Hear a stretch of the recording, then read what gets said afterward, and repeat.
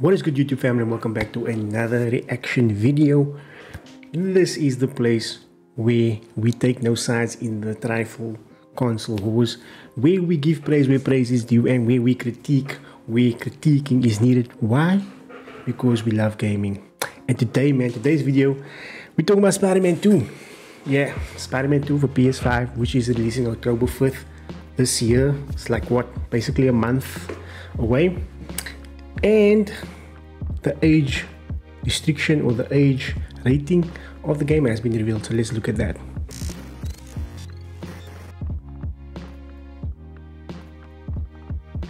Okay, so reported on Comic Book Gaming, Marvel Spider-Man 2 rating revealed. Marvel Spider-Man 2 has officially been rated by the ESRB. Marvel Spider-Man 2 is one of the most anticipated games of 2023 and probably one of the most anticipated PS5 games to date. That is true. It's based, yeah, that's really true. In 2018, Insomniac Games released its version of Spider-Man on PS4 and it became an immediate Game of the Year contender. While there had been good Spider-Man games prior to this, the character's gaming outings had a major fall from grace courtesy of lackluster releases spawned by Activision. I'm talking about all those other Spider-Man that came before. Damn. Now, after several years of waiting, Marvel Spider-Man 2 is finally going to give fans a new version of Venom along with a number of other things. Man, that to me is the most exciting thing about Spider-Man 2, is to see Venom in a live action game, because damn, the way they have completely revamped him as like he's taken straight from the comic page. The comic page, he's been ripped from the comic page and he's been put into the game. Now, the creators did confirm that Eddie Brock will not be Venom in the game, so I'm still thinking there's going to be Harry Osborn. I did that in my reaction video to the trailer that was revealed, and I gave my what I expect from the video and what I can see from the trailer. I expect Harry Osborn is going to be Venom. But yeah, I could be wrong. With that being said, with Marvel Spider-Man 2 introducing the symbiote Venom and Kraven, some folks like PNS may be a bit concerned that this game could be a bit more mature than the last one. Marvel Spider-Man has some pretty intense sequences in the last game, such as terrorist attack and saw civilians being killed in broad daylight with no remorse. However, Marvel Spider-Man 2 will once again be rated T for teen like its predecessor. The official rating label notes that the game will feature blood, drug references, mild language and violence. You can get an idea of some of the content that landed the game. Its rating courtesy of the ESRB below. Okay, so it's rated T for teens. The first one was rated T for teens. I'm gonna be honest, I'm a bit disappointed that it's not rated for mature or something, especially with characters like Venom and Kraven, because if you read Spider-Man comics, you know these two characters, they have some of the most darkest comic books and most like vicious, you know, with blood and everything like that. It's just crazy that they're going with a teen rating, but I understand. Most kids today, their generation, they play, you know, it's mostly teens and kids that are playing the PS5 and things like that. So if they played the first one, makes sense. That doesn't mean though that the game will be bad because it's rated teen, because the first one was great and it was rated teen. Yes, there were very action-packed scenes in there, like they're saying, yeah, a terrorist attack out in the open, civilians were killed in broad daylight and things. That still held impact, and that's where Insomniac Games really thrives. They can still, like I say, even with a teen rating, they can still reflect their emotion quite, like I can say, like really good in the game. That it still captures the intensity of the moment and things like that. You know what I'm trying to say? Something like that. So I'm interested to see what they'll do with Venom and Kraven, because those are two characters that you do not mess with. So to have a teen rating, I still think there's going to be that high stakes in the game. Definitely, there has to be. The first one, we felt the emotion through that game, but kind of a bit disappointed that it's a teen rating. But hey, like I said, it's not gonna make the game bad. So why is Marvel Spider-Man rated T for teens? According to the ESRB, This is an action game in which players assume the roles of Peter Parker and Miles Morales Spider-Man as they attempt to save New York City from a new threat. Reads the description. From a third-person perspective, players fight crime, swing around buildings, and engage in melee-style combat with enemies. Characters mostly punch, kick, and throw each other during fights. Central characters can use special symbiote-based and electricity-based attacks on enemies. Some enemies use pistols and/or machine guns during combat. Gunshots sometimes result in small splashes of blood. Cutscenes depict further instances of violence and blood. A character choked to death, a dead body turned over, blood drops on a leaf. In some crime missions, characters can be seen trading unnamed drugs for weapons. Drug packages can be seen in a car trunk, and the words "sprick" and basically ass appear in the game. So it's not like there's not going to be blood. There's going to be little hints of it here and there. Like they say, the gunshots sometimes result in small splashes of blood, but it's not going to be so prominent. Like blood's not going to be like, you know, where they hit someone or they throw him against the wall and you can see blood splatter. It's not going to be so prominent. There's going to be small hints of it here and there. Like I said, look, they're saying choking someone to death, a dead body turned over. I'm taking it that is probably Craven that's doing that to a character in the game. That's most definitely Craven. You see, so it's going to be done in a way where it doesn't get a mature rating. So yeah, but still I'm a bit disappointed that it's not getting a more matured rating given the characters that are in this game, in this installment. But like I said, I get it.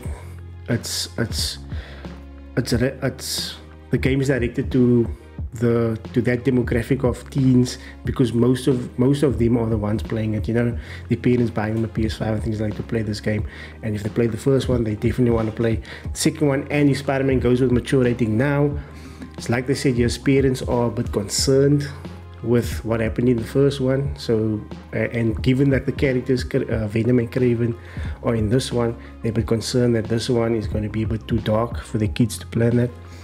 So I understand that, but at the same time, I trust Insomniac Games. They know how to make a good game. Even though it's rated teens, it's going to feel like it's made for adults as well.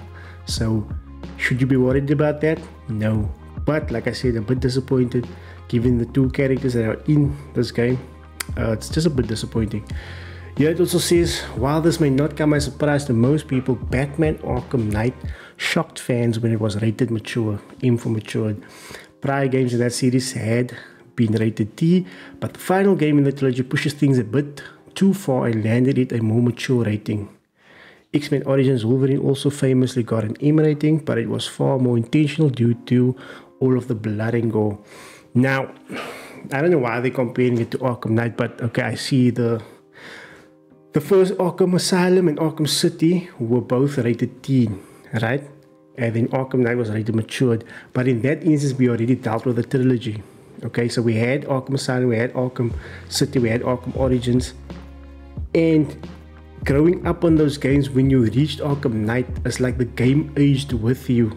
So when you came to Arkham Knight, you were more matured, you were older, and all the diehard fans that were with the game from Arkham Asylum, it was a perfect way, in my opinion, was a perfect way to balance it out, because you grew up with those games and you came to the final installment, Arkham Knight, and now it was a matured rating. And damn, look, those murders from Mr. Pig and that, I get why it was why it was rated M. But yeah, like I said, it's not gonna affect the game in any way, because Insomniac Games knows how to draw in the attention of the consumers, of the gamers, with their storytelling. But like I said, just a bit disappointed that we're not getting a mature rating given the characters. The antagonist is Venom and Craven, and if you read the comics, you know these guys don't play around. But with that being said, we also got Spider-Man 2 PS5, all 19 characters confirmed. So 19 characters, there's going to be a mixture of both familiar and new faces in this. So let's take a look at this. Okay, so you have Peter Parker, Spider-Man, of course. He's going to be the symbiote Spider-Man. He's returning as the main character of the game, this time reportedly taking Miles Morales as his hero protege. Revealed that a large focus of the game will revolve around this new black spider suit, which is infected with the Venom symbiote. Yeah, if you watched my previous video where I reacted to the trailer, I gave my thoughts on the play-by-play of how I think this game is going to play out, and I have another video planning up that could this be the end of Peter Parker Spider-Man? Is Insomniac Games switching to Miles Morales in the third? Will they be switching to Miles Morales as the main Spider-Man when Spider-Man 3 drops? Because as we see this game go on, they're all older right now, right? 2018 is when the first one happened, so that was what, 5 years past, and you can see in the latest trailer they're all more older, matured. Spider-Man went on vacation in Miles Morales and things like that. So, but that's another discussion that's a topic for another video. Do we have Miles Morales fresh off the back of his own successful game in 2020? Not his own game, it was basically expansion. It was an expansion. And the animated movie in 2023, Miles is set to join forces with Peter as the secondary protagonist, bringing his own unique abilities of camouflage and bioelectric powers. With Peter being taken over by the aggressive symbiote and the new Spidey on the block still being young, the relationship of the two will be tested as Miles looks to continue to develop his abilities further while keeping New York and Peter safe. We know we're going to see a more aggressive Peter Parker. So yeah, that's also like a bit disappointing there of why it's getting a teen rating, because we're going to see a more aggressive, older Spider-Man in the black suit, in the black symbiote suit. And like I said, if you read the comics, man, you know that's not a Peter Parker to mess with. Okay, then we got MJ Watson, of course. Then we got my boy Venom. Damn, look at this guy. Oh shit, look at this dude looks. Oh, he just looks perfect. We got Kraven the Hunter. With Kraven announced to be receiving his own film in 2024, Marvel has further thrown him into the spotlight, joining the cast as the secondary main villain. The secondary main villain in Spider-Man 2. Wait, so Venom becomes the main villain. Okay, but I think that he only becomes the main villain at the end of the game, and we see Kraven as the main protagonist as the main antagonist throughout the game. But then it's revealed that Venom is actually the main, I don't know. 6, we have Grizzly. Maxwell Malcolm is set to be introduced to the PS5 game series as an alter ego Grizzly, making his debut as one of Kraven's team of hunters targeting the super abilities of people in New York City. We have Harry Osborn, Peter Parker's best friend, set to return in Spider-Man 2, this time with a suspected more significant role after he awakes from being incapacitated since the first game. Look, I still say he's going to be Venom. He's going to take over the symbiote. He's going to come in between Peter and Miles, and it's going to affect their relationship. Man, I'm going to do another reaction video. I'm going to do another discussion video on this game. Then we have Norman Osborn. We have J. Jonah Jameson. Yo, are we actually going to see his character, or is it just going to be another voiceover on the radio? The iconic fan favorite J. Jonah Jameson, known for his anger and comedic lines as former Daily Bugle editor-in-chief, is set to return after his small role in the Miles Morales game as he wages war against his not-so-favorite superheroes. Okay, are we going to see him though? Physically, is there going to be cutscenes and missions involving him? That is what I want to know, because all we got in the first one and in Miles Morales was just him talking continuously over the radio and things like that. So it will be interesting to see him actually in the game. Genki Rio Morales, otherwise known as Miles' mother, to rejoin the city council for New York, as she looks to come to terms with Miles as he progresses as a superhero. That's going to be interesting to see the dynamic between his mother and him after she found out that he is Spider-Man, and given that sad ending of Miles Morales. Yo, then we're gonna see Prowler again. Okay, Aaron Davis is the uncle. Okay, we're gonna see him again. I wonder what. He's probably gonna be a side character again for Miles. Side mission, side quest to collect this and that. Then Lizard. This is an interesting one that I want to see, because we got only a few sneak peeks in the trailer. That's the one that Peter and Miles was chasing. Dr. Kurt Connors created a reptilian serum that later became a lizard, who has been an iconic villain character with Spider-Man making his debut in the 1960s. Yo, so I think it's gonna be like a once-off boss fight or something like that in the game. Not a main villain or anything, but a side villain. Then Mr. Negative again. Yes, we saw Martin Lee makes a return, but it's gonna be interesting to see how he makes his return. Is he going to become a bad guy again, or is he going to try to redeem himself? Then we have Black Cat. We haven't seen Black Cat since the explosion thing happened, I believe. So that's going to be interesting. We have Taskmaster. Taskmaster is previously blasted into the plot through various explosive challenges for Peter to complete across New York City. He's set to return in the legendaries to cause even more havoc following the introduction of Miles. This is another one. Are we going to actually see Taskmaster as someone that we as like better side quests, not just where you do these labors, these grinding out quests in the city? I want like an actual side mission, a side quest mission, like a main side quest mission, where it's 4 or 5 missions involving taking down Taskmaster or something. Then we got Tombstone again. I enjoyed Tombstone in the first one. I think his boss fight was great. Are we going to get another boss fight? And then Shocker, another secondary villain as part of the Sinister Six in the first game. Shocker has been confirmed to return in some capacity. Okay, so we got Shocker again. I think again he's going to be some side villain that Miles is going to take down in the intro of the game, beginning of the game. Yeah, I don't know. So that's 19 characters. Is the game going to surprise us with characters that they're keeping under wraps to surprise us gamers? Who knows? I think there's going to be a lot of surprises that we're going to see in this game. I think the third one might go with Green Goblin as the antagonist, as the villain. Who knows? But yeah, man, that's it for Spider-Man 2. Another game to get excited for in 2023. 2023 it's just been a year of games, man. I don't know how people keep up with all these games. Damn, so much.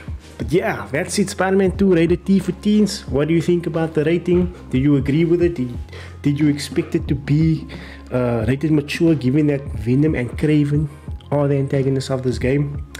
Or are you fine with it rated teens? I think it's fine. Insomniac knows how to tell a story, so I think it's fine as long as they keep the audiences captivated with the story they're telling. That's completely fine. Like I said, I'm just a little bit disappointed given Venom and Kraven, but with that being said, I think it's fine. And who do you think? Let me know down in the comments below which character you think we will be surprised with, will make a surprise appearance in the game come October 5th. With that being said, guys, I gotta love and leave you. Stay safe out there. Don't forget to hit that subscribe button, guys. It helps me, it helps the channel. Give this video a thumbs up, guys. And I'll catch you on the next video. Rampage out. Peace.